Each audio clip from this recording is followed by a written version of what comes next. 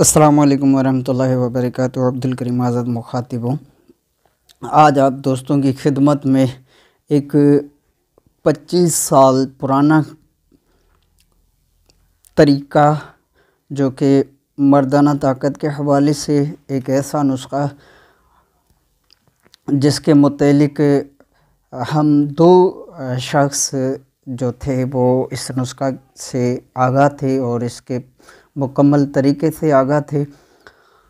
चंद रोज़ पहले कुछ नामालूम लोग आए, इस मुतालिक पूछा कि आपके उस्ताद जो थे हकीम वो इस तरह इलाज किया करते से, तो उस नुस्खे का राज बताएं।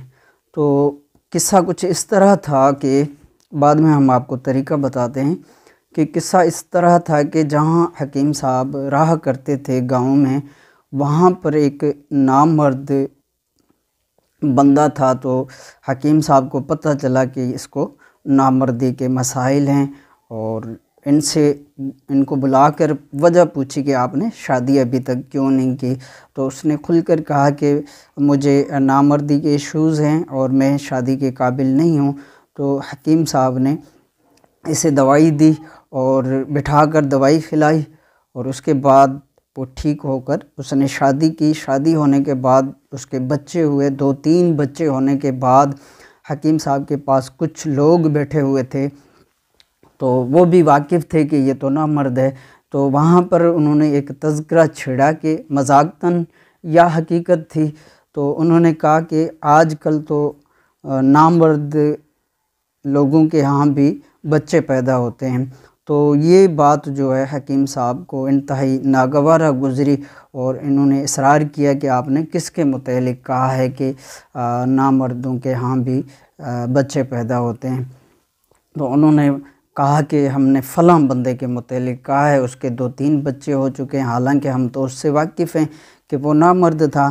तो हकीम साहब ने कहा अब ऐसा करें, इस बंदे के जो बच्चे हैं उनकी जो पहनने वाली शलवारें हैं, वो सबसे छोटा बच्चा हो उसकी शलवार आप मंगवा लो, धुली हुई शलवार मंगवाएं। तो शलवार मंगवाई गई, वहाँ पर दोबारा उस शलवार को धोया गया और धोने के बाद जब शलवार खुश्क हुई तो ये शलवार उठाकर इन्हीं लोगों को दी गई कि इसकी बू जो है, यानी कि इसकी जो स्मेल है, इसको सूंघें। तो जब सूंघा गया तो उसमें खुशबू आई। इससे पहले कि हकीम साहब ने नोट बुक पर एक तहरीर लिखी, तो वो तहरीर जब इन्होंने सलवार को सूंघा, चेक किया, उसके बाद तहरीर थमा दी। उसमें लिखा था कि अगर सलवार में से धुली हुई, जबकि सलवार घर से भी धुली हुई थी, बाद में वहाँ पर भी इसको धोया गया था। तो नोटबुक में लिखा था कि जो तहरीर पहले लिख दी थी, नोट कर दिया था, तो नोट में लिखा था कि अगर शलवार में से प्याज की बू आए तो समझ लें इस जिसे आप नामर्द कहते हैं, इसका मैंने इलाज किया और ये काबिल मर्द बना है। तो अब आपने इसके मुतालिक जो गलत फहमी आपको पैदा हुई है उसे दूर करें और ये अपने जहनों से गलत फहमी निकाल लें कि ये नामर्द है, हालांकि ये काबिल मर्द बन चुका है, उसके बाद इसने शादी की है।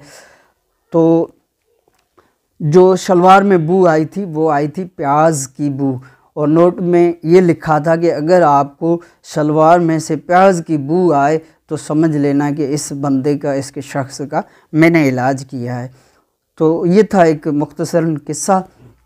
इसी नुस्खा के मुतालिक चंद रोज़ पहले कोई लोग आए थे कि पता करने के आपको इस नुस्खे के मुतालिक पता था ऐसी क्या चीज़ थी हकीम साहब ने जो इस बंदे को खिलाई थी और वो वाकई काबिल मर्द बन चुका था। तो आज वो तरीका, वो नुस्खा आपसे शेयर करते हैं कि वो हकीम साहब ने क्या चीज़ इस्तेमाल कराई थी।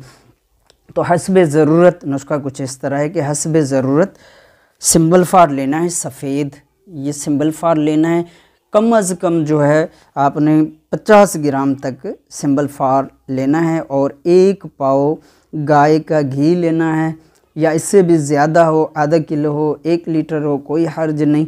कम अज़ कम आपके पास 1 पाव गाय का खालिस देसी घी होना चाहिए। अब इस सिंबल फार को तार वगैरह से लपेट कर और डोल जंतर इस घी में पका लेना है। यहाँ पर कम अज़ कम इसको 3 से 4 घंटे तक हल्की आंच पे, घी गर्म ना हो, घी में जोश ना आते हों, हल्की आंच पे नीम गर्म घी में इसको आप 3 से 4 घंटे तक पका लें। यहाँ पर इसका वज़न कदरे कम हो जाएगा, सिंबल फार का ज़्यादा कम नहीं होगा लेकिन कम हो जाएगा। तो यहाँ पर सुई चुबो कर देखें सिंबल फार में, जब देखें कि सिंबल फार में सुई आर पार हो रही है तो उस वक्त आप तैयार समझे। ये है घी में तैयार होने की निशानी। जब सिंबल फार में सुई आर पार यानी सिंबल फार मोम हो जाए, सुई आर पार इसमें आर पार होती हो तो उस वक्त आग बंद करके इसको नीचे उतार लें। अब इस सिंबल फार को अखबार वगैरह या कागज़ वगैरह में लपेट लें ताकि घी की तरी वगैरह इसमें से ख़त्म हो जाए। अब इसमें 1 लीटर प्याज का पानी खरल करना है, थोड़ा थोड़ा करते जाएं, खरल करते जाएं, थोड़ा थोड़ा करते जाएं, खरल करते जाएं। इस तरह करके सारे सिंबल फार में आपने 1 लीटर पानी जज़ब कराना है। तो उसके बाद ये सिंबल फार आपका तैयार है। यही वो नुस्खा था जो कि हकीम साहब ने नामर्द को इस्तेमाल कराया था। उम्र वज़न को मद्देनज़र रखते हुए आधे चावल से 1 चावल मिक़दार खुराक मक्खन, बालाई या घी वगैरह में इस्तेमाल किया जाएगा। बैद ग़िज़ा इसको इस्तेमाल किया जाएगा, यानी कि खाने के बाद, सुबह नाश्ता के बाद इस्तेमाल कराया जाएगा। यहाँ पर सोचने समझने की बात है कि नामर्दी जो है वो यानी कि तर सर्द मिजाज में पाई जाती है। जब इंसान का मिजाज तर सर्द हो तो उस वक्त नामर्दी जैसे इश्यूज़ पैदा होते हैं। जैसा कि अगर आयुर्वेदिक थ्योरी के मुताबिक देखा जाए तो जब जिस्म में कफ दोष बढ़ जाते हैं तो नामर्दी पैदा हो जाती है। तो ये नुस्खा ऐसे मरीज़ों पर काम करेगा जो कि कफ दोष या तर सर्द मिजाज के हामिल हों। ऐसे ही लोगों में नामर्दी के इश्यूज़ पाए जाते हैं और ऐसे ही लोगों को ये इस्तेमाल कराया जाए तो खातिर ख्वाह फ़ायदा होता है। बाज़ लोग शिकवा गिला करते रहते हैं कि हमने फ़लाँ नुस्खा बनाया, फ़लाँ नुस्खा बनाया, लेकिन फ़ायदा नहीं हुआ। तो असल में तशख़ीस दुरुस्त होगी जब इंसान की तशख़ीस